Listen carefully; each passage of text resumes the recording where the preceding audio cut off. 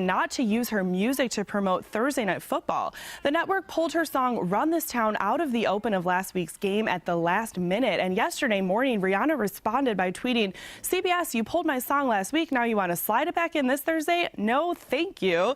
Y'all are sad for penalizing me like this." The company that owns the licensing to the song followed up by saying that CBS was not allowed to use the song anymore.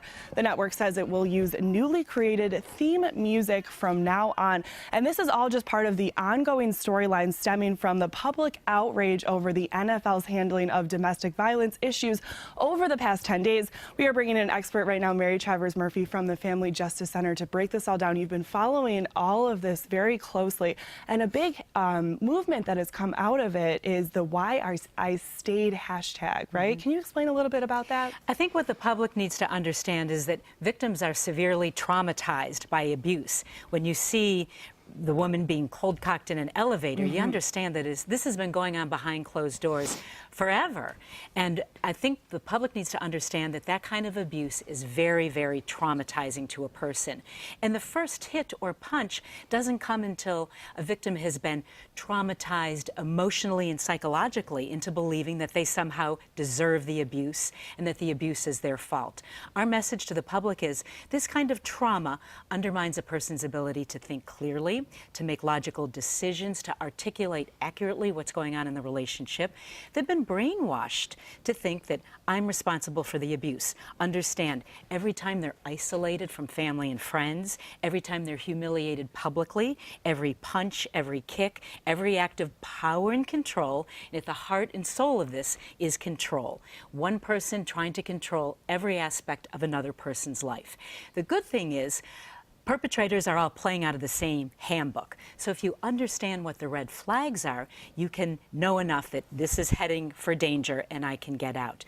But perpetrators are phenomenally talented at this power and control game in convincing the victims the abuse is their fault. That, on top of the trauma, makes victims terrified to leave. They've been brainwashed into believing, you leave, nobody would ever ask you out again, or I'll kill you. Understand, victims return to the abuse on average 7 to 8 times because of that trauma playing in. They believe they deserve the abuse. They've been told after every punch or kick or act of public humiliation, shove, beating, if you just would have done what I said, it wouldn't have happened. Complex reasons people return to the abuse. They're terrified. Children being used as pawns in these cases, we hear that every day at the Family Justice Center. You leave, I'll take the kids and disappear. I'll hire the best attorney in town. I have all the money. You won't have a penny. We'll get witnesses on that witness stand to declare you a crazy, unfit mother.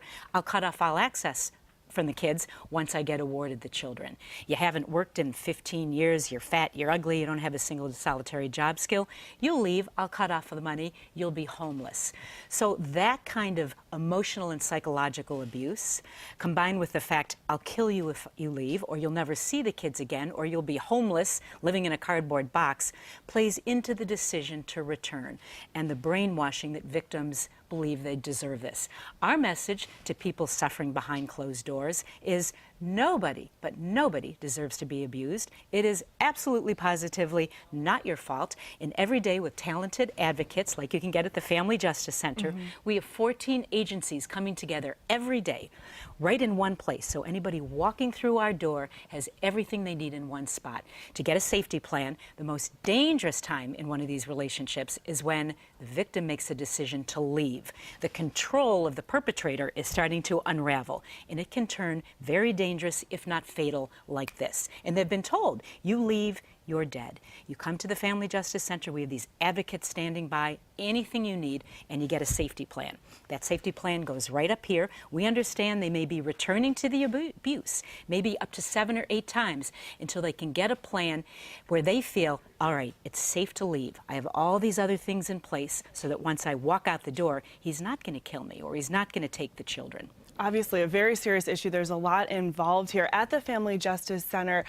Do you think that this NFL mess, really, that it's become, do you think that there is a positive in that it's opening the conversation? Absolutely. I'm horrified. I'm sick to my stomach every time I see that video. And I know anybody watching who's either still being victimized or a survivor of domestic violence has to be re-traumatized by seeing that. But the public is getting a glimpse of what's been going on behind closed doors from the beginning of time. When Roger Goodell gets up there and says, all right, when I first reacted to what happened, I made a mistake.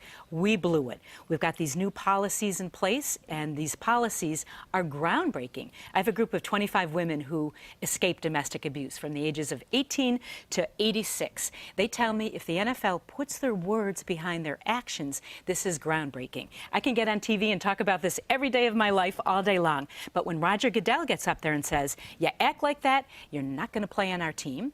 By the way, we're going to kick you out of the league. And these new policies are going to trickle down to NFL personnel. That's a gift in terms of helping the public get their arms around this. We can't be blaming the victim, and I hear a lot of that going on. How in the world did she go back? I just explained the complicated, complex reasons they do. All right, Mary Travers Murphy from the Family Justice Center. You are offering support for victims of domestic violence here in Western New York. Thank you so much for this insight and letting us know how you've been watching this issue unfold. We hope to check back in with you soon. Thanks so much. We're going to take a break now. When we come back, we'll be in the kitchen with